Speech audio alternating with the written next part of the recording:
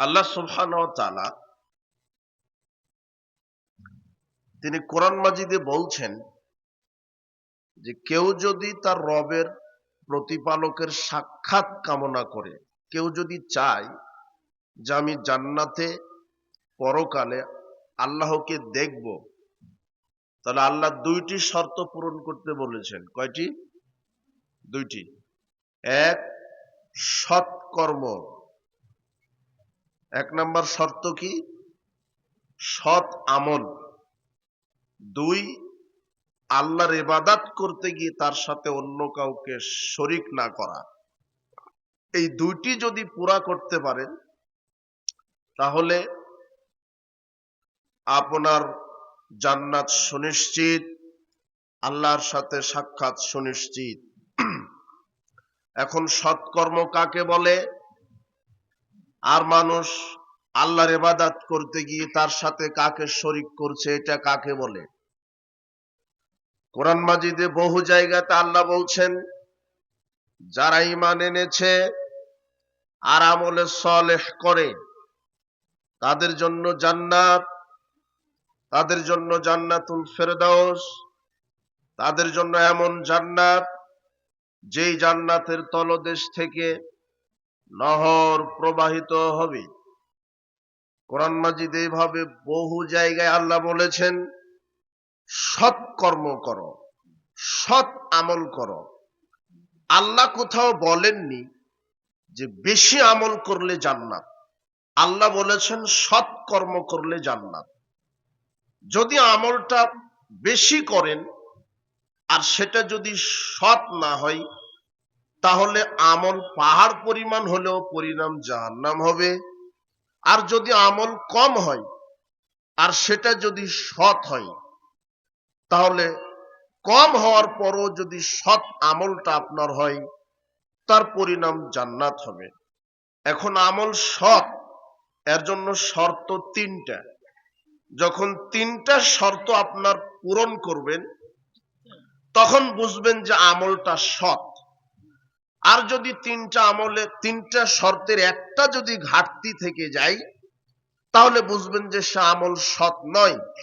মনে করছেন যে আমি তো কোরআন তেলাওয়াত করছি, তাসবিহ তাহলিল করছি, সালাত আদায় করি, জিকির করি, দান সাদাকা করি, জিহাদের মাঠে জিহাদ করেছি, শহীদ হয়েছি, আমি সালাত আদায় করেছি, আমি দান করেছি, আমি বড় কারি, আমি বড় আলেম, আমি তো অনেক আমল করেছি। কিন্তু এগুলি সৎকর্ম হবে যদি তিনটা শর্ত পুরা থাকে। আপনার আমলটা যে সৎ, আপনার আমলটা যে সালেহ, সৎ কর্ম, এই জন্য তিনটা শর্ত। কয়টা? তিনটা। এক, আমলটা আল্লাহর পক্ষ থেকে দেওয়া হতে হবে। আপনি যে আমলটা করছেন সেটা আল্লাহর পক্ষ থেকে অনুমোদিত হতে হবে। দুই, যে আমলটা করবেন সেটা কেবলমাত্র আল্লাহকে খুশি করার জন্য করতে হবে, একমাত্র আল্লাহর জন্য করতে হবে, একমাত্র আল্লাহকে সন্তুষ্ট করার জন্য করতে হবে।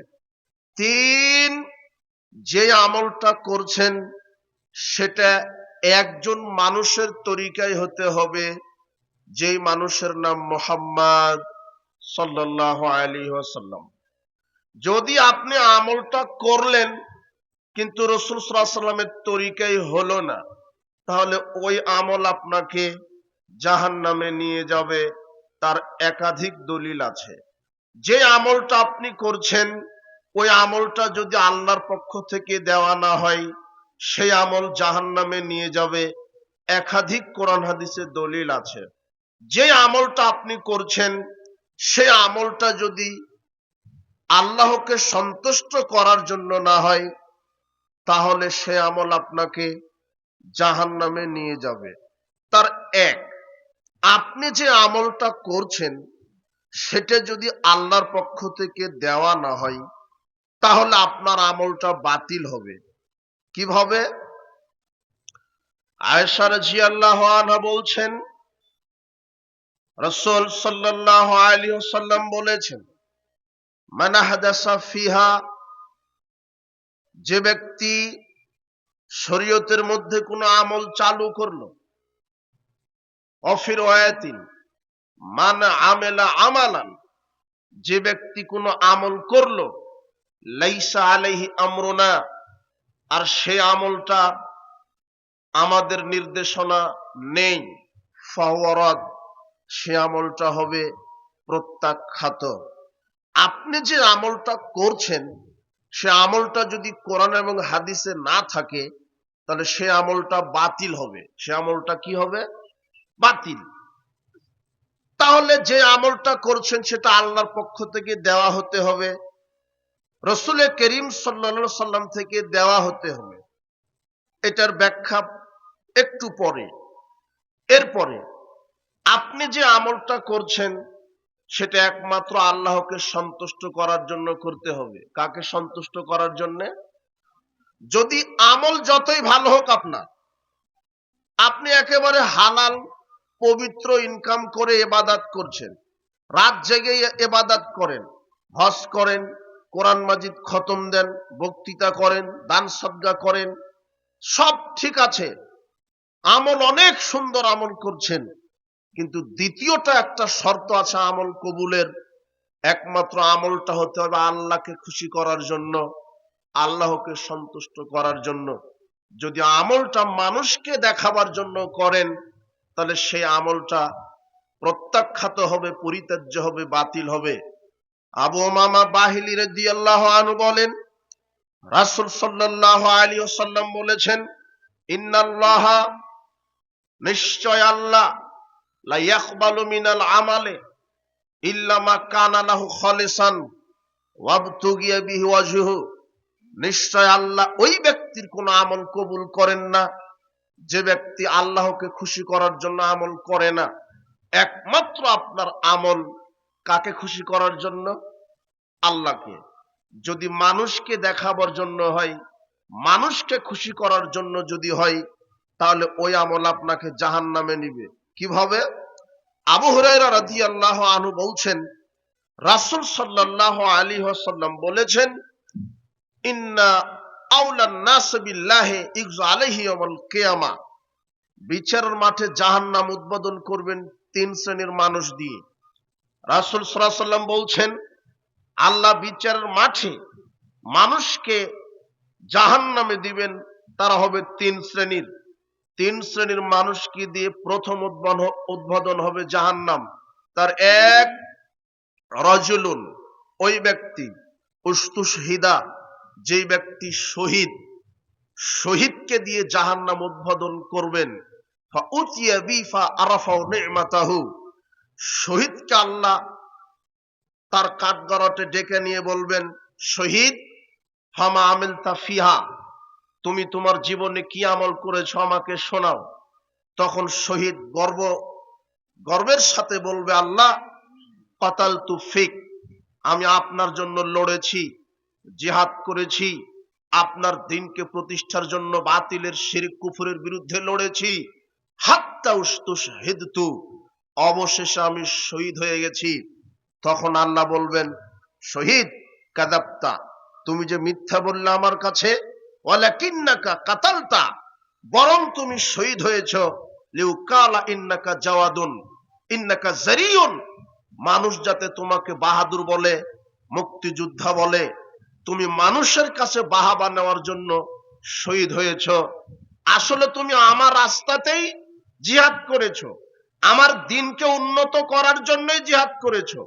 তুমি জিহাদ করতে করতে এক পর্যায়ে শহীদ হয়েছে, এটাও ঠিক, কিন্তু তোমার শহীদ হওয়াটা আমাকে খুশি করার জন্য ছিল না, ছিল মানুষকে দেখানোর জন্য। সুম্মা উমিরা বিহি ফাসহিবা আলা ওয়াজহিহি তুলকিয়া ফিন্নার, আল্লাহ ফেরেশতাদেরকে বলবেন, ফেরেশতা, এই শহীদের মুখকে, জিহ্বাকে নিচ দিকে রাখো, আর পা দুটো উপরের দিকে রেখে জিহ্বা দিয়ে তাকে ধাক্কাতে ধাক্কাতে জাহান্নামে নিক্ষেপ করো। আল্লাহ প্রথম যেই ব্যক্তিকে দিয়ে জাহান্নাম উদ্বোধন করবেন তিনি হচ্ছেন শহীদ। বলেন তো কি অপরাধ? ও সবই ঠিক ছিল, কিন্তু ইখলাসটা কি ছিল না? ঠিক ছিল না। অথচ শহীদের এত পাওয়ার আল্লাহ বিচার মাঠে দিবেন। অন্য হাদিসে বলছেন আল্লাহর নিকটে শহীদের 6টা পুরস্কার রয়েছে। কেউ যদি শহীদ হয়ে মারা যেতে পারে তাহলে আল্লাহ তাকে 6টি পুরস্কার দিবেন। এক, ইউগফারু লাহু ফি আউয়ালি দাফআতিন, শহীদদের শরীর থেকে রক্তের প্রথম ফোঁটাটা মাটিতে ঝরার পূর্বেই আল্লাহ তার বিগত সব পাপ ক্ষমা করে দিয়ে থাকেন। ওয়া ইউরামা কাদাহু মিনাল জান্নাহ, এই দুনিয়াতেই তার জানটা বাহির হওয়ার পূর্বেই জিবরিলের মাধ্যমে আল্লাহ তাকে তার জান্নাতের থাকার জায়গাটা দেখিয়ে দিয়ে থাকেন। এটা 1 নম্বর পুরস্কার। কার জন্য? শহীদ। 2, ইউজারু মিন আযাবিল কবর, যদি কেউ শহীদ হয় আল্লাহ তার কবরের শাস্তি থেকে বাঁচিয়ে দিবেন, তার কবরের কোনো পরিমাণ শাস্তি হবে না। 3, ইয়ামানু মিন ফাজিল আকবার, তাকে কিয়ামতের বিভীষিকাময় কঠিন শাস্তি থেকে নিরাপদ রাখবেন।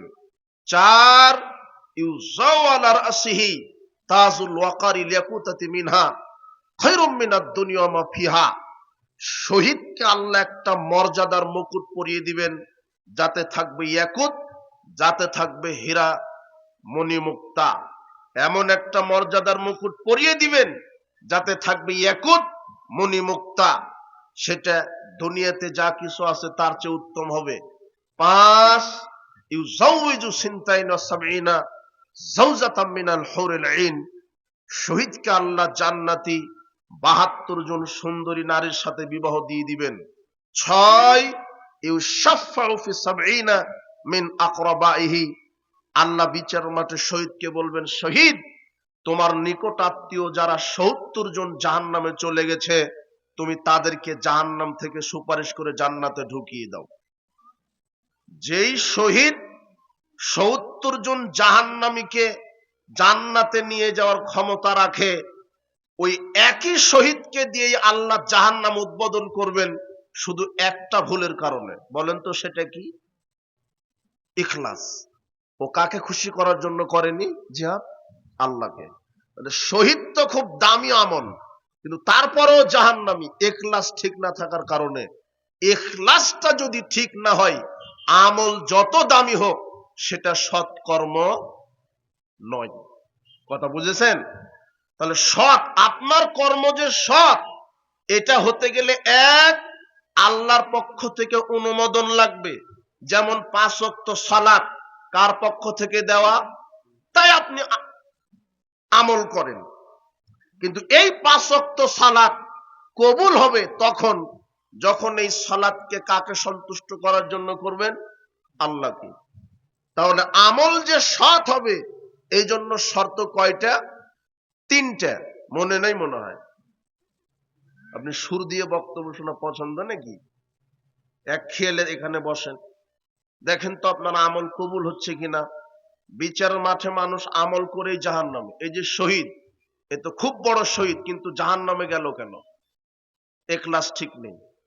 আর আপনি যে আমল করছেন সেটা যদি আল্লাহর পক্ষ থেকে দেওয়া না হয়, তো আমল যতই বড় হোক সে আমলের পরিণাম জাহান্নাম। আপনার আমল সঠিক, আপনার কর্ম সঠিক, সৎ আমল, এইটা পূরণ করতে 3টা শর্ত লাগে। 1, আল্লাহর পক্ষ থেকে দেওয়া হতে হবে। 2, একমাত্র আল্লাহকে খুশি করার জন্য করতে হবে। 3, ওই আমলটা করতে হবে মুহাম্মদ সাল্লাল্লাহু আলাইহি সাল্লামের সুন্নাহ অনুযায়ী, তরিকা অনুযায়ী। যদি রাসূল সাল্লাল্লাহু আলাইহি সাল্লামের নীতিতে, রাসূল সাল্লাল্লাহু আলাইহি সাল্লামের সুন্নাহ অনুযায়ী যদি আপনার আমলটা না হয়, সেই আমল যতই ভালো হোক সেই আমল বাতিল হবে। 3 নাম্বারটা বোঝাতে আমি এই কথা বললাম যে যেই আমলটা করবেন এটা কার তরিকায় হতে হবে? রাসূলের তরিকায়। কার সুন্নাহ মোতাবেক হতে হবে?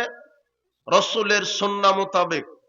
ইমাম আবু হানিফা রাহিমাহুল্লাহ বলছেন, মিজানুল কুবরার প্রথম খণ্ডের 62 পৃষ্ঠাতে ইমাম আবু হানিফা রাহিমাহুল্লাহ বলছেন, শোনো, আমি জাতিকে, আমি ইমাম আবু হানিফা বলে যাচ্ছি, আমি ইমাম আবু হানিফা জাতিকে বলে যাচ্ছি, ইয়াকুম ওয়াল কাউলে বিদ্বীনিল্লাহি বিররাই।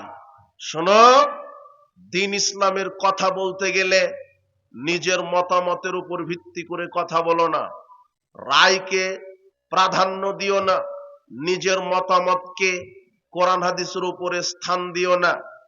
আলাইকুম বিত্তিবাইস সুন্নাহ, অবশ্যই তোমরা রাসূলের সুন্নাহকে অনুসরণ করো। ফামান খারাজা মিনহা, যে ব্যক্তি রাসূলের সুন্নাহ থেকে বের হয়ে গেল, ফাকাদ দল্লা, সে পথভ্রষ্ট হলো। ইমাম আবু হানিফা রাহিমাহুল্লাহ কার সুন্নাহকে মানতে বললেন? রাসূলের সুন্নাহকে। ইমাম আবু হানিফা রাহিমাহুল্লাহ বলছেন, আমি জাতিকে রাসূলের সুন্নাহকে মানতে বললাম। যে আমল, যেই কর্ম করবেন, একজন মানুষের সুন্নাহ তরিকা অনুযায়ী আমল করতে হবে। আপনার আমলটা যদি রাসূলের সুন্নাহর সাথে না হয়, আপনি যতই আমল করেন, যত বেশি আমল করেন, পরিণাম জাহান্নাম হবে। কিভাবে? 5083 নম্বর হাদিসে আনাস রাদিয়াল্লাহু আনহু বলছেন, যা সালাসাতু রাহাতিন ইলা বুয়ুতি আজওয়াজিন নবী সাল্লাল্লাহু আলাইহি ওয়াসাল্লাম, তিনজন ব্যক্তি রাসূল সাল্লাল্লাহু আলাইহি ওয়াসাল্লামের স্ত্রীগণের নিকটে আসলেন। ইয়াসআলুনা আন ইবাদাতিন নবী সাল্লাল্লাহু আলাইহি ওয়াসাল্লাম, এসে জিজ্ঞাসা করলেন যে আপনারা তো নবীর স্ত্রী, আপনারা ভালো বলতে পারবেন, কেননা স্বামী কেমন, কতখানি ইবাদত করে, নফল সিয়াম, নফল সালাত, কিভাবে কোন রাকাত, কত রাকাত আদায় করে, কোরআন তেলাওয়াত করে কিনা, দান সাদকা করে কিনা, সবচেয়ে কে বেশি বলতে পারবে? তার স্ত্রী। আপনার স্ত্রী বলতে পারবেন আপনি কেমন, আপনি নফল সিয়াম রাখেন কিনা, নফল তাহাজ্জুদ পড়েন কিনা, নফল সালাত আদায় করেন কিনা, তাহাজ্জুদ পড়েন কিনা, কে বলতে পারে? এটা স্ত্রী। এই জন্য তিনজন ব্যক্তি রাসূলের স্ত্রীর কাছে এসে বলছেন, স্ত্রীগণের কাছে এসে বলছেন যে আপনারা বলেন তো যে নবীর ইবাদত কেমন ছিল। ফালাম্মা উখবিরু, যখন স্ত্রীগণ তাদের তিনজন ব্যক্তিকে বললেন যে এইভাবে ইবাদত করতেন, রাতে এইভাবে করে ঘুমাতেন, এইভাবে সপ্তাহে 2 দিন সিয়াম রাখতেন, আয়ামে বীজের সিয়াম রাখতেন, এইভাবে আমল করতেন। এখন যখন তারা শুনলেন যে এইভাবে আমল করতেন, কান্নাহুম তাকাল্লুহা, তখন তিনজন লোক বলছে যে না, এটা তো কম মনে হলো। কাদ গুফিরা লাহুম মা তাকাদ্দামা মিন যামবিহি ওয়া মা তাআখার, মুহাম্মদ সাল্লাল্লাহু আলাইহি ওয়াসাল্লামের পূর্বের পরের সব পাপকে আল্লাহ ক্ষমা করেছেন, তার কম কম ইবাদত করলে চলে। আর আমরা তার উম্মত, আমরা গুনাহগার মানুষ, আমাদের বেশি করতে হবে। ফাম্মা, তাদের মধ্যে একজন বললেন, আনা উসাল্লিল লাইলা আবাদা, আমি সারা রাত সালাত আদায় করব, আমি ঘুমাবো না। ওয়াকাল আখার, দ্বিতীয় জন বললেন, আনা সুমুদ্দাহর লা উফতির, আমি প্রতিদিন সিয়াম রাখবো, আমি সিয়াম ছাড়বো না। ওয়াকাল আখার, আনা আতাজিলুন নিসা ফালা তাযাওয়াজু আবাদা, আমি নারীর সংস্পর্শে যাব না, কোন নারীকে বিবাহ করব না। ফাজা রাসূলুল্লাহ সাল্লাল্লাহু আলাইহি ওয়াসাল্লাম ক্বালা আনতুমুল্লাযিনা কুলতুম কাযা ওয়া কাযা, আল্লাহর নবী তৎক্ষণাৎ এসে বলছেন, এই তোমরাই কি সেই তিনজন লোক? একজন বললে যে সারা রাত সালাত আদায় করবে, আর একজন বলছে যে 365 দিনই সিয়াম রাখবে, আর একজন বললে যে বিবাহই করবে না, মানে বিবাহ করলে তাকে ব্যবসা চাকরি করতে হবে, ছেলে সন্তান হবে, অনেক ঝামেলা, ইবাদতে ঘাটতি হবে, তাই বিবাহই করবে না। শোনো, ওয়াল্লাহি ইন্নী লাখশাকুম লিল্লাহি ওয়াত্তাকুম লাহু, আকাশের নিচে জমিনের উপর আমি সবচেয়ে পরহেজগার আল্লাহ ভীরু মানুষ। লাকিন্নী আসমা উফতির, এরপরও আমি সিয়াম রাখি, সিয়াম ছেড়ে দিই। ওয়াসাল্লি আরকুদু, আমি সালাত আদায় করি, আবার রাতে ঘুমাই। আতাজাওয়াজুন নিসা, আমার স্ত্রী আছে, আমার স্ত্রীগণ আছে, ফামান রাগিবান সুন্নতি ফালাইসা মিন্নি, যে আমার সুন্নাহ অনুযায়ী আমল করবে না সে আমার উম্মত থাকতে পারবে না। হাদিস বুখারী মুসলিমের। দেখেন তো, তিনজন লোক কম ইবাদত করতে চেয়েছিল না বেশি? বেশি। ওরা সারা রাত সালাত আদায় করবে, 365 দিন সিয়াম রাখবে, বিবাহই করবে না, করলে ব্যবসা কৃষি চাকরি করতে হবে ঝামেলা, ছেলে মেয়ে সন্তান হবে ঝামেলা, ইবাদতে সময় দেওয়া যাবে না, বিবাহ করলে ঝামেলা হবে। তাদের নিয়তটা ভালো ছিল, বেশি আমল করলে তাড়াতাড়ি জান্নাত হবে। কিন্তু রাসূল সাল্লাল্লাহু আলাইহি ওয়াসাল্লাম বলছেন, শোনো, আমল বেশি করো, কিন্তু আমল করতে গিয়ে যদি আমার সুন্নাহ অনুযায়ী না হয়, তাহলে আমল যতই বেশি হোক আমার উম্মতি থাকতে পারবে না। তাহলে আমল বেশি করা জরুরি না রাসূলের সুন্নাহ অনুযায়ী করা জরুরি? এবারে বুখারীর 1397 নম্বর হাদিস, জারাবিয়ুন আতান নবী সাল্লাল্লাহু আলাইহি ওয়াসাল্লাম, একজন বেদুইন লোক রাসূল সাল্লাল্লাহু আলাইহি ওয়াসাল্লামের নিকটে এসে বলছেন, দুল্লানি আলা আমালিন ইজা আমিলতুহু দাখালতুল জান্নাহ। ইয়া রাসূলুল্লাহ, আপনি আমাকে কিছু আমলের কথা বলুন যে আমল করলে জান্নাতে যেতে পারি। তখন রাসূল সাল্লাল্লাহু আলাইহি ওয়াসাল্লাম বলছেন, তুকিমুস সালাতা লা তা'বুদাল্লাহ লা তুশরিক বিল্লাহি শাইআ। শোনো, আল্লাহর ইবাদত করো, তা'বুদাল্লাহ লা তুশরিকু বিহি শাইআ, আল্লাহর ইবাদত করো, তার সাথে কাউকে শরীক করো না। লোকটা জিজ্ঞাসা করলেন, আমাকে একটা আমলের কথা বলুন যে আমল করলে জান্নাতে যেতে পারি। তখন রাসূল সাল্লাল্লাহু আলাইহি ওয়াসাল্লাম তাকে শিখালেন প্রথমে আকীদা কি, একমাত্র আল্লাহর ইবাদত করো, তার সাথে কাউকে শরীক করো না। কবর পূজা, মাজার পূজা, খানকা পূজা, পীর পূজা, উসিলা পূজা, এগুলি শিরক। আল্লাহ ছাড়া অন্য কাউকে সিজদা করো না। আল্লাহ ছাড়া অন্য কাউকে সিজদা করা শিরক। আল্লাহ ছাড়া অন্যের কাছে প্রার্থনা করা শিরক। আল্লাহ ছাড়া অন্যের কাছে কিছু চাওয়া কামনা করা শিরক। আল্লাহ ছাড়া অন্যের কাছে গিয়ে গরু খাসি কুরবানি মানত করা শিরক। আল্লাহ ছাড়া অন্যের উপরে ভরসা করা শিরক।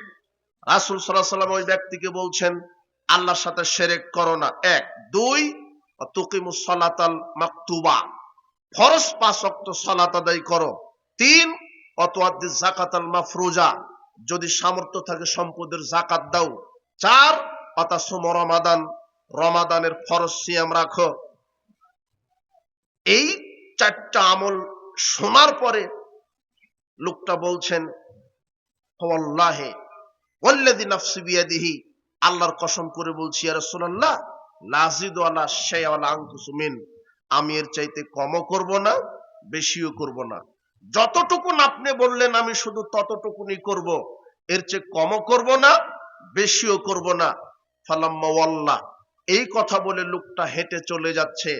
তখন রাসূল সাল্লাল্লাহু আলাইহি ওয়াসাল্লাম সাহাবীদেরকে বলছেন, এই সাহাবারা, মান শাররাহু আইয়ানজুরা ইলা রাজুলিন মিন আহলিল জান্নাহ, যে ব্যক্তি, তোমাদের কেউ যদি কোনো জান্নাতি ব্যক্তিকে দেখে আনন্দ পেতে চায়, তাহলে ওই যে দেখো হেঁটে যাচ্ছে, ওই লোকটা জান্নাতের মেহমান।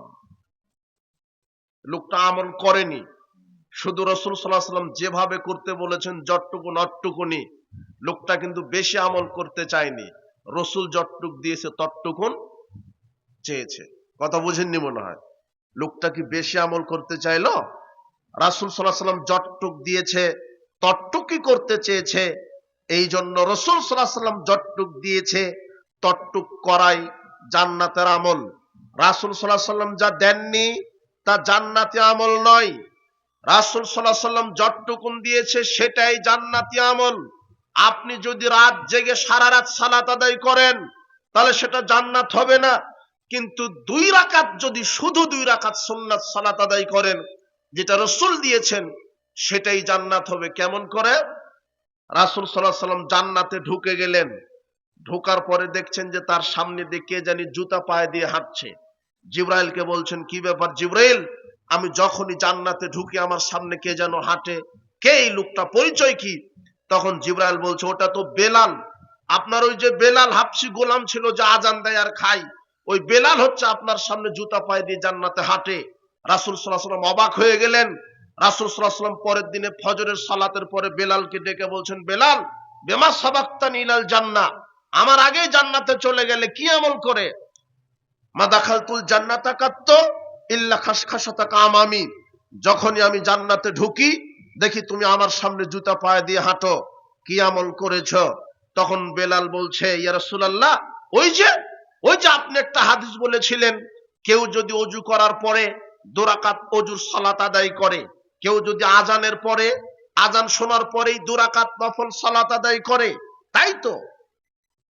ইজা আযানতু কাত্ত সাল্লাতু রাকাতাইন, আমি বেলাল মুয়াজ্জিন যখনই আজান দিই আজানের পরেই 2 রাকাত সালাত আদায় করি। ইজা আসাবানি হাদাসান কাত্ত, যখনই আমার ওযু নষ্ট হয়ে যায় পেশাব পায়খানা বা ঘুমের কারণে, তাওয়াজ্জাতু, আমি ওযু করি, ওয়া আন্না লিল্লাহি আলাইয়া রাকাতাইন, আর আমি মনে করি এখন আল্লাহকে খুশি করার জন্য 2 রাকাত সালাত আদায় করতে হবে, তাই আমি ওযুর পরে 2 রাকাত সালাত আদায় করি। আপনি যে শিখিয়ে দিয়েছিলেন, তখন রাসূল সাল্লাল্লাহু আলাইহি ওয়াসাল্লাম বলছেন, হ্যাঁ এটাই হবে, বিহিমা, এই 2টা আমল করার কারণেই তুমি আমার আগে জান্নাতে চলে গেছো।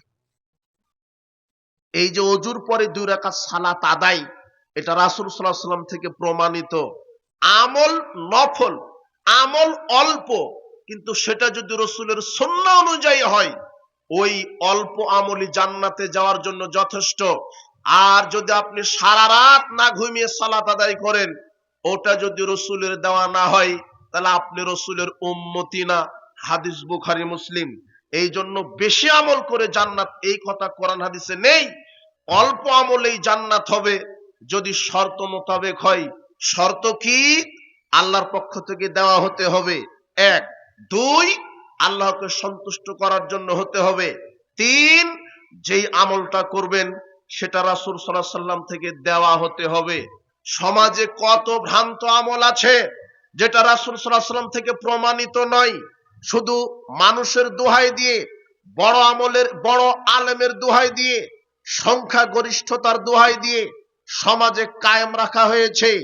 যেই আমলের দলিল সহিহ জয়ীফ বহুদূরের কথা, জাল দলিল সমাজে নেই, অথচ সমাজে এমন আমল, ভ্রান্ত বেদাতি আমল চালু আছে যার কোনো দলিল নেই, যেটা রাসূল সাল্লাল্লাহু আলাইহি ওয়াসাল্লাম করেননি।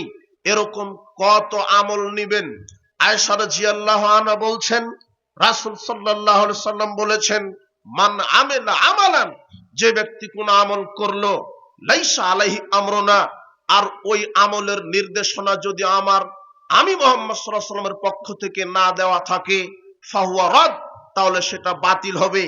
যদি আমার নির্দেশনা না থাকে তাহলে সেটা বাতিল হবে, সেটা বিদআত হবে।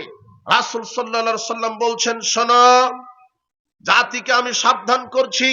রাসূল সাল্লাল্লাহু আলাইহি ওয়াসাল্লাম প্রত্যেক খুতবার শুরুতেই বলতেন, আম্মা বাদ ফাইন্না খায়রাল হাদিসি কিতাবুল্লাহ। শোনো, আল্লাহর প্রশংসার পরে তিনি বলতেন, শ্রেষ্ঠ বাণী হচ্ছে আল্লাহর বাণী আল কোরআন, খায়রাল হাদি হাদি মুহাম্মদ সাল্লাল্লাহু আলাইহি ওয়াসাল্লাম। এরপরে উত্তম হেদায়েত হচ্ছে রাসূলের সুন্নাহ, রাসূলের হাদিস। ওয়াইয়াকুম ওয়া মুহদাসাতিল উমুর, আর নিকৃষ্ট কাজ হচ্ছে ইসলামের মধ্যে নতুন নতুন আমল তৈরি করা। কুল্লু মুহদাসাতিন বিদআ, আর প্রত্যেক ইসলামের ভিতরে নতুন আমল তৈরি করা হলো বিদআত। কুল্লু বিদআতিন দালালা, আর প্রত্যেক বেদাত হলো পথভ্রষ্টতা। কুল্লু দালালাতিন ফিন্নার, আর প্রত্যেক বেদাতি আমলের পরিণাম জাহান্নাম। বিদআত কি? বিদআত হচ্ছে নতুন আবিষ্কার হওয়া, ইসলামের নামে, ইবাদতের নামে নতুন কিছু শরীয়তে যোগ করা হচ্ছে বিদআত। আপনি আজকে এক শ্রেণীর অজ্ঞ জাহেল বলছে, বেদাত যদি হয় এটা বেদাত ওটা বেদাত, তাহলে মাইকও তো বেদাত, মাইকে কথা বলা যাবে না। আপনার লাইট বেদাত, মোবাইল বেদাত। বেদাত মানেই নতুন আবিষ্কার। যেহেতু রাসূলের যুগে মোবাইল ছিল না, মাইক ছিল না, কম্পিউটার ছিল না, তাই এগুলিও বেদাত। এক শ্রেণীর জাহেল বলছে, জি এগুলিও বেদাত, তবে এগুলি বৈষয়িক বেদাত। এই ব্যাপারে শরীয়ত কোনো নিষেধ করেনি, কিন্তু ইবাদতের আকারে নতুন নতুন কিছু তৈরি করা হলো, শরীয়ত নিষেধ করেছে, রাসূল সাল্লাল্লাহু আলাইহি ওয়াসাল্লাম নিষেধ করেছে। তিনি বলছেন, ওয়াইয়াকুম ওয়া মুহদাসাতিল উমুর, খবরদার ইসলামের মধ্যে, ইবাদতের মধ্যে, ধর্মের মধ্যে নতুন কিছু ইবাদত তৈরি করো না। ফাইন্না কুল্লা মুহদাসাতিন বিদআ, ধর্মের মধ্যে আপনি যদি নতুন কিছু আবিষ্কার করেন তাহলে সেটাই হবে বিদআত। কুল্লু বিদআতিন দালালা, কুল্লু দালালাতিন ফিন্নার, আর প্রত্যেক বেদাতটাই হচ্ছে পথভ্রষ্টতা, আর পথভ্রষ্টতার পরিণাম জাহান্নাম। রাসূল সাল্লাল্লাহু আলাইহি ওয়াসাল্লাম নিষেধ করেছেন ইবাদতের মধ্যে, ইসলামের মধ্যে নতুন কিছু আপনি ঢুকাতে পারবেন না। কিন্তু আজকে প্রায় সব জায়গাতে, সব আমলের ভিতরে শয়তান বেদাত ঢুকিয়ে দিয়েছে। কেন? যদি আপনি বিদাত করেন, রাসূল সাল্লাল্লাহু আলাইহি ওয়াসাল্লাম বলছেন ফামান আহাদাসা ফি আমরিনা হাযা, কেউ যদি ইবাদতে, ইসলামের মধ্যে বেদাত চালু করে, যেই ইবাদতের মধ্যে যদি কোনো মানুষ বেদাত চালু করে, ফামান আহাদাসা ফিহা হাদাসান আও আওয়া মুহদিসান, যে ব্যক্তি কোনো বেদাত করলো, কোনো আমল বেদাতি আমল করলো, বেদাতিকে আশ্রয় দিল, ফাআলাইহি লানাতুল্লাহি ওয়াল মালাইকাতি ওয়ান নাস আজমাইন, তাহলে আল্লাহ বেদাতীদের উপরে লানত করেছেন, ফেরেশতা মণ্ডলী লানত করেছেন, মানব গোষ্ঠী বেদাতীদের উপরে লানত, অভিশাপ করেছেন। রাসূল সাল্লাল্লাহু আলাইহি ওয়াসাল্লাম বলছেন যে মান আহাদাসা ফি আমরিনা হাযা, কেউ যদি দিনের ভিতরে নতুন কিছু ঢুকায়, মা লাইসা মিন, অথচ দিনের ভিতরে সেটা নাই, ফাহুয়া রাদ, তাহলে সেটা বাতিল হবে, সেটা প্রত্যাখ্যান হবে। আপনি যেই আমলটা করছেন, এই আমলটা যদি শরীয়তে না থাকে, ইসলামে না থাকে, ইসলামী শরীয়তে না থাকে, রাসূল সাল্লাল্লাহু আলাইহি ওয়াসাল্লাম যদি দেওয়া না হয়, তাহলে সে আমলটা কি হবে? প্রত্যাখ্যাত হবে, বাতিল হবে। আচ্ছা, আপনি যে আমলটা করছেন, এই আমলটা যদি রাসূল সাল্লাল্লাহু আলাইহি ওয়াসাল্লাম থেকে প্রমাণিত না হয়, সে আমলটা কি আমল? বিদআতি আমল। কথা বুঝেননি? আপনি এই দিকে লক্ষ্য করেন। আপনি যে আমলটা করছেন, এই আমলটা যদি রাসূল সাল্লাল্লাহু আলাইহি ওয়াসাল্লাম থেকে প্রমাণিত না হয়, তাহলে এই আমলটা কি আমল? বিদআতি আমল। আপনার আমল যত ভালোই হোক, সেই আমলটা যদি রাসূল সাল্লাল্লাহু আলাইহি ওয়াসাল্লাম থেকে প্রমাণিত না হয়, সেটা বিদআতি আমল হবে, ভ্রান্ত আমল হবে। পৃথিবীতে একজন মানুষের সুন্নাহ অনুযায়ী আমল করতে হয়, যেই মানুষটার নাম মুহাম্মদ সাল্লাল্লাহু আলাইহি ওয়াসাল্লাম। যদি আপনি রাসূল সাল্লাল্লাহু আলাইহি ওয়াসাল্লামকে বাদ দিয়ে অন্য কোন মতবাদ, অন্য কোন আদর্শ, অন্য কোন রীতিনীতিতে আমল করেন, সেই আমলটাই হবে বিদআত, প্রত্যাখ্যাত। আর বেদাতির কোন আমল আল্লাহ কবুল করেন না, তারা অভিশপ্ত, বিচারের মাঠে তারা হবে অসহায়। সাল বিন সাদ রাদিয়াল্লাহু আনহু বলছেন, রাসূল সাল্লাল্লাহু আলাইহি ওয়াসাল্লাম বলেছেন, ইন্নী ফারাতুকুম আলাল হাউদ, আমি সবার আগে হাউজে কাউসারে চলে যাব। মান মাররা আলাইয়া শারাবা, যে ব্যক্তি হাউজে কাউসারের পানি পান করবে, লাম ইয়াজমা আবাদা, যা আমার নিকট দিয়ে যাবে সেই হাউজে কাউসারের পানি পান করবে। আর যে পানি পান করবে সে তৃষ্ণার্ত হবে না। লা ইয়ারিদান্না আলাইয়া আকওয়ামুন, আমি পানি পান করাতে করাতে দেখব একদল উম্মত আমার সামনে চলে এসেছে, আরিফুহুম ওয়া ইয়ারিফুনানি, আমি তাদেরকে চিনতে পারবো, তারাও আমাকে চিনতে পারবে। সুম্মা হালু বাইনা ওয়া বাইনাহুম, এরপর আমার এবং তাদের মাঝখানে আল্লাহ আর সৃষ্টি করে দিবে, পর্দা সৃষ্টি করে দিবে। ফাকুলু ইন্নাহুম মিন্নি, আমি বলবো আল্লাহ এরা তোমার উম্মত। ফায়ুকালু লা তাদরি, ফেরেশতারা আমাকে বলবেন না আপনি জানেন না। লা আহাদাসু বা'দাক, অবশ্যই এরা আপনার মৃত্যুর পরে বেদাতি আমল তৈরি করেছে, দিনের ভিতরে, ইসলামের ভিতরে নতুন নতুন আমল ঢুকিয়ে দিয়েছে। তখন রাসূল সাল্লাল্লাহু আলাইহি ওয়াসাল্লাম এই শোনার মাত্রই বলবেন, সুহকান সুহকান লিমান গায়্যারা বাদি, এখন তোমরা দূর হও, দূর হও, যারা আমার মৃত্যুর পরে ইসলামের ভিতরে নতুন নতুন আমল চালু করেছ, তারা দূর হয়ে যাও। আপনাকে আমি হাদিস দিয়ে কি বোঝাতে চাইলাম, যদি আপনার আমল করাতে যদি বিদাত হয়, যে আমলটা আপনি করছেন এই আমলে যদি বিদাত ঢুকান, যদি ওই আমলটা রাসূলের সুন্নাহ অনুযায়ী না হয়, আপনি হবেন বিদাতি আমলকারী, আর আপনি বিচারের মাঠ থেকে রাসূলের সুপারিশ পাবেন না। রাসূল সাল্লাল্লাহু আলাইহি ওয়াসাল্লাম আপনাকে বিতাড়িত করে দিবে। এর চাইতে হতভাগ্য আর কে হতে পারে? বিচারের মাঠে না যাওয়া পর্যন্ত তো আপনি বুঝতে পারবেন না। তাই দুনিয়াতে থাকা অবস্থাতে রাসূলের সুন্নাহ অনুযায়ী, রাসূলের তরিকা অনুযায়ী আপনাকে আমল করে যেতে হবে। শুনেন, আমার ঈমান, আমার আকীদা, আমার আমল হতে হবে মুহাম্মদ সাল্লাল্লাহু আলাইহি ওয়াসাল্লামের মতো, সাহাবীদের মতো। এই কথা আল্লাহ কোরআন মাজিদে বলে দিয়েছেন। আল্লাহ বলছেন, ফাইন আমানু বিমিসলি মা আমানতুম বিহি, যদি সাহাবায়ে কেরাম যেভাবে ঈমান এনেছে ওইভাবে যদি তোমরা ঈমান আনো, ফাকাদ ইহতাদাউ, তাহলে তোমরা হেদায়েত পাবে। আমাদের ঈমান কাদের ঈমানের মতো হতে হবে? সাহাবীদের ঈমানের মতো। আমরা বলছি আমানতু বিল্লাহি, আমরা আল্লাহর প্রতি ঈমান আনি, কিন্তু আল্লাহর প্রতি আপনার বিশ্বাসটা কেমন? যদি আল্লাহর প্রতি আপনার বিশ্বাস থাকে আল্লাহ নিরাকার, আল্লাহ সর্বত্র বিরাজমান, তাহলে আপনার ঈমানের ভিতরে কুফর ঢুকে গেছে। কেন? আল্লাহ সর্বত্র বিরাজমান, এই আকীদা কুফরি আকীদা। আল্লাহ নিরাকার, এই আকীদা কুফরি আকীদা। আল্লাহ বলছেন ফাইন আমানু, যদি তারা ঈমান আনে, বিমিসলিহি, তাদের মতো, যদি তাদের মতো ঈমান আনে, মামানতুম বিহি, যেমন তোমরা ঈমান এনেছো, অর্থাৎ সাহাবায়ে কেরাম যেভাবে আল্লাহর প্রতি ঈমান এনেছে ওইভাবে যদি আপনিও ঈমান আনেন, ফাকাদ ইহতাদাউ, তাহলে আপনি হবেন মুমিন, হেদায়েত প্রাপ্ত। সাহাবীদের আকীদা আল্লাহ সর্বত্র বিরাজমান নন। সাহাবীদের আকীদা ছিল আল্লাহ আরশে সমুন্নত। কোথায়? আল্লাহ কোথায় রয়েছেন? আরশে। আপনি যদি বলেন আল্লাহ সব জায়গাতে আছেন, তাহলে আপনার ঈমানের ভিতরে কুফরি ঢুকেছে, আপনার ঈমান আমল বাতিল, বিচার মাঠ আল্লাহ কবুল করবেন না। কিভাবে?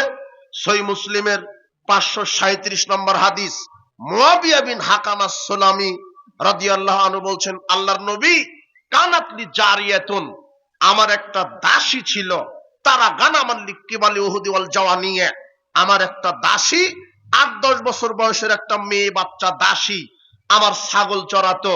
ওই উহুদ এবং জাওয়ানিয়া উপত্যকার মাঝে চারণ ভূমিতে ছাগল চড়াতো। তো একদিন ইজা জাতু ফাতালাতু জাতা ইয়াউমিন, আমি একদিন লক্ষ্য করলাম যে ইজা যাবু কা যাবু বিশাতিম মিন গানামিহা, আমার একটা ছাগলকে নেকড়ে বাঘ ধরে নিয়ে চলে গেল। তো আমার দাসী ভালোভাবে পরিচালনা না করার কারণে ওই ছাগল চড়াতে চড়াতে আমি লক্ষ্য করলাম যে একটা নেকড়ে বাঘ আমার এক ছাগলকে ধরে নিয়ে চলে গেল। তো আনা রাজুলুম মিন বানি আদম, তো আমি যদিও আপনার সাহাবী, আমি তো আদমেরই সন্তান, আসাফু কামাই আসাফুনা, আমি রাগান্বিত হই যেমন আদমের সন্তানেরা রাগান্বিত হয়। সাকাত্তু সাকাতান, রাগে আমার দাসীকে একটা চড় মেরে দিই। তো আমি এটাকে খুব বড় অপরাধ মনে করলাম, আর তাই আপনার কাছে এটা বলছি, আফালাউতি কুহা, তো এই পাপ ক্ষমা হতে কি আমি আমার দাসীকে মুক্ত করে দিব? তখন রাসূল সাল্লাল্লাহু আলাইহি ওয়াসাল্লাম বলছেন, শোনো, আতিনি বিহা, তোমার দাসীকে আমার কাছে নিয়ে আসো। ফাতাইতুহু বিহা, আমি রাসূল সাল্লাল্লাহু আলাইহি ওয়াসাল্লামের নিকটে আমার ওই 10-12 বছর 8-10 বছরের দাসীকে নিয়ে গেলাম। নিয়ে যাওয়ার সাথে সাথে রাসূল সাল্লাল্লাহু আলাইহি ওয়াসাল্লাম তার আকীদার বিষয়টা জেনে নিলেন। রাসূল সাল্লাল্লাহু আলাইহি ওয়াসাল্লাম ওই দাসীকে বলছেন, এই বলো তো আইন আল্লাহ, আল্লাহ কোথায়?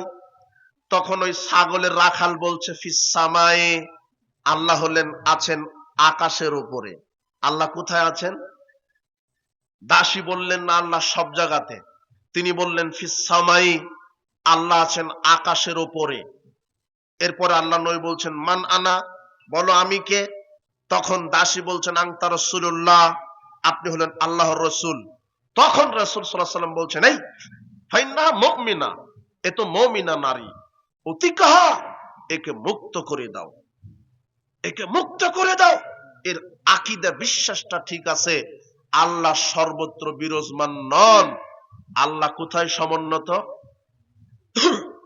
আল্লাহ বলছেন আর রহমান আলাল আরশে ইস্তাওয়া, রহমান দয়াবান আল্লাহ আরশে সমন্বিত, তিনি আরশের উপরে উঠেছেন।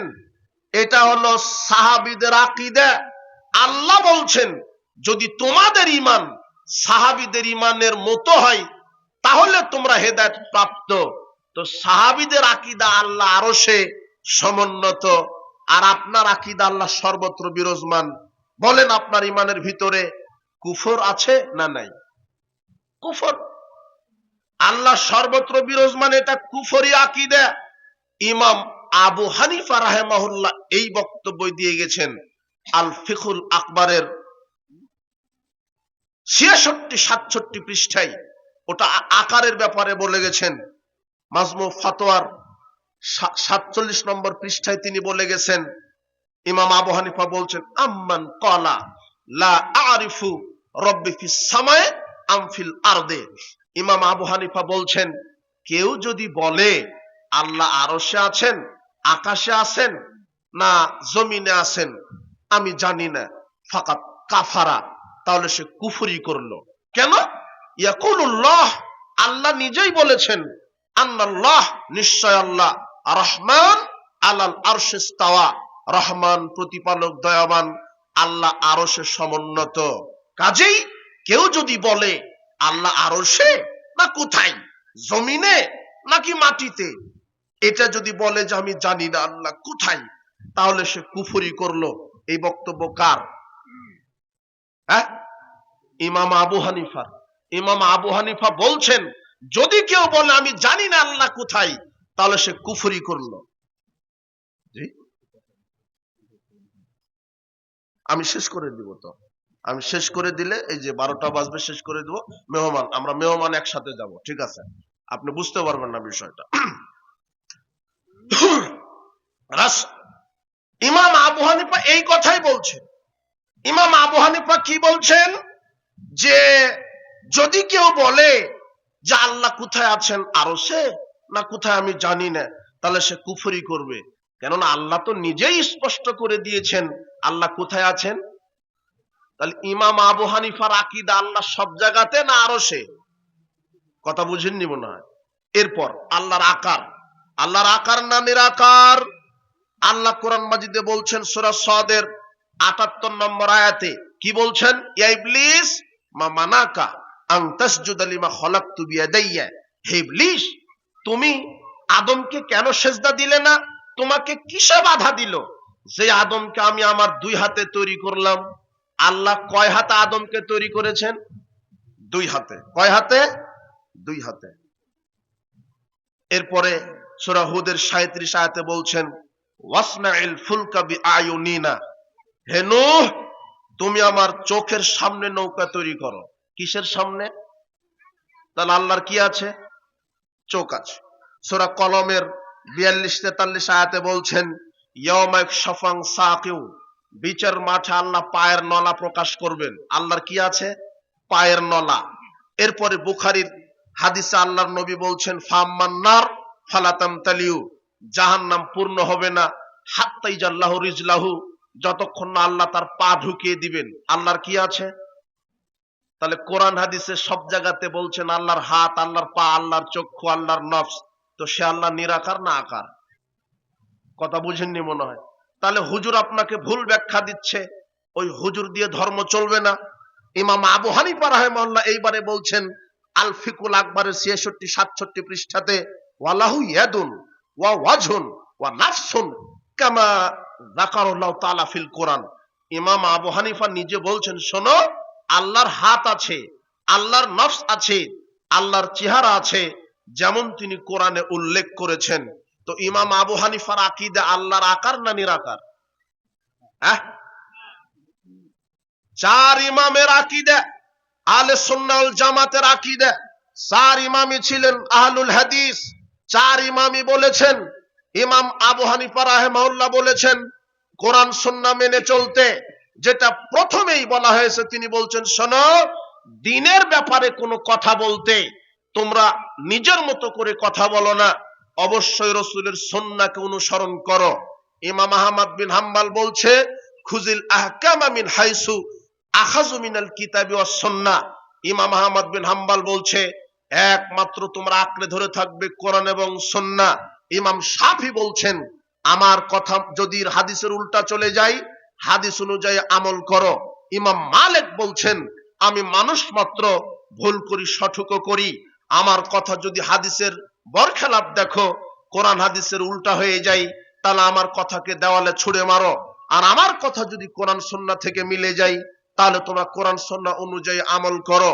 চার মাযহাবের চার ইমামগণ কোরআন সুন্নাহ মেনে চলতে বলেছেন। কিন্তু দুর্ভাগ্যজনক হলেও সত্য, আজকে দেশে, পাক ভারত উপমহাদেশে মাযহাবী কিছু গোড়ামি ভাইয়েরা আছে, তাদের ইমামগণের নাম ভাঙিয়ে মাযহাবের দোহাই দিয়ে সমাজে যে আমল চালু রেখেছে, এই আমলের সাথে তাদের ইমামের 5 পয়সা কোনো সম্পর্ক নেই। 5 পয়সা সম্পর্ক নেই। অথচ মাযহাবের দোহাই দিয়ে সমাজে চালু রেখেছে। তার একটা কি? সালাত। এদেশের মানুষ সালাত শুরু করতে 8টা বেদাত দিয়ে সালাত আদায় করে, শুরুই করেনি, শুধু প্রস্তুতি নিচ্ছে, নিতে 8টা বেদাত। এক, দেখেন যে জায়নামাজের দোয়া তৈরি করে বসে আছে হুজুর, যেটা জায়নামাজের দোয়া কোরআনেও নাই, হাদিসেও নাই। কি দোয়াটা?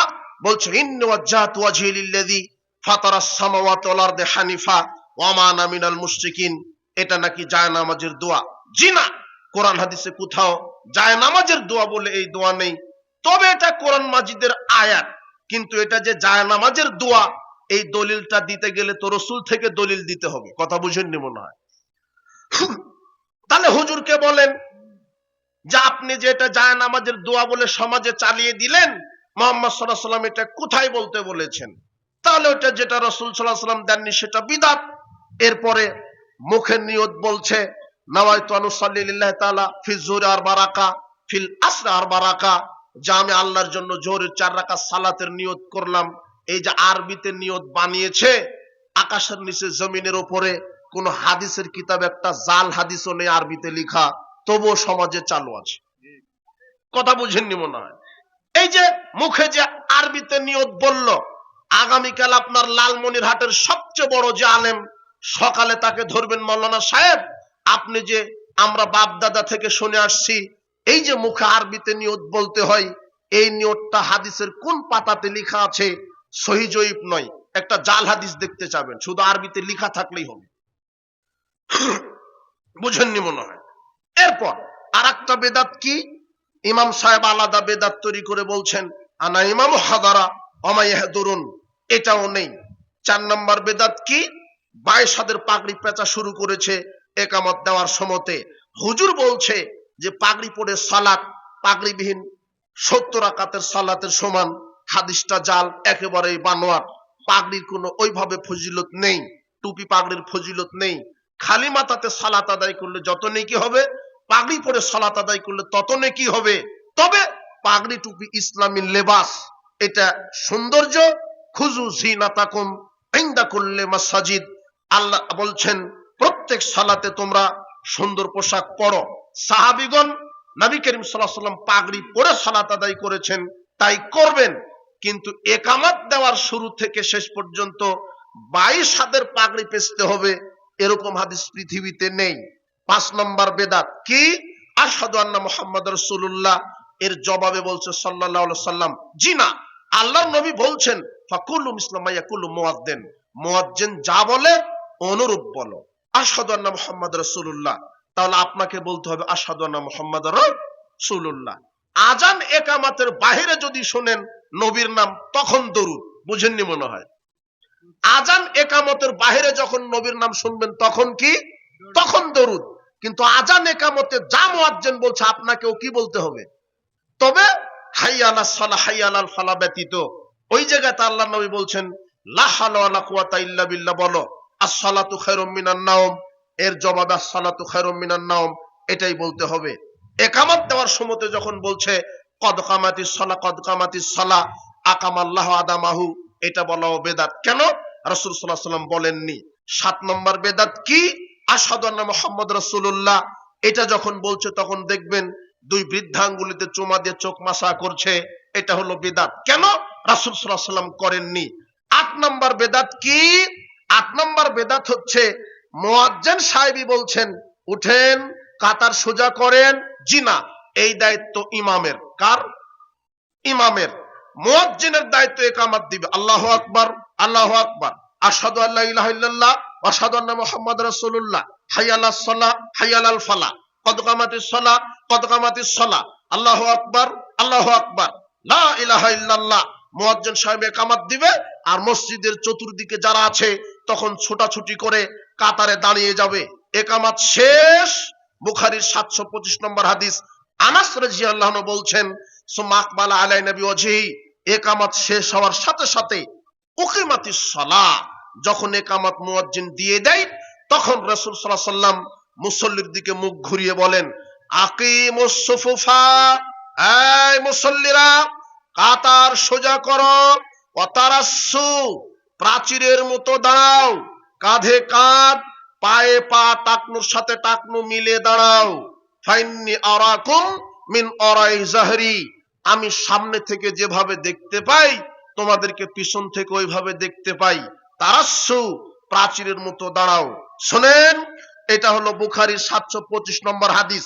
আবু দাউদের 666 নম্বর হাদিসে রাসূল সাল্লাল্লাহু আলাইহি ওয়াসাল্লাম বলছেন আকিমুস সুফুফা, কাতার সোজা করো, হাজু বাইনাল মানাকিব, কাঁধে কাঁধ মিলিয়ে দাঁড়াও, ওয়াসুদ্দুল খালাল, পরস্পরের দুই পায়ের মাঝের জায়গা বন্ধ করে দাও, ওয়ালিনু বিআইদি ইখওয়ানিকুম, তোমাদের ভাইয়ের হাতের সাথে হাত মিলিয়ে দাঁড়াও, ওয়ালা তাজারু ফুরুজাতিন লিশ-শাইতান, শয়তানের জন্য মাঝে ফাঁকা রেখো না, পরস্পরের দুই পায়ের মাঝে শয়তানের জন্য ফাঁকা রেখো না।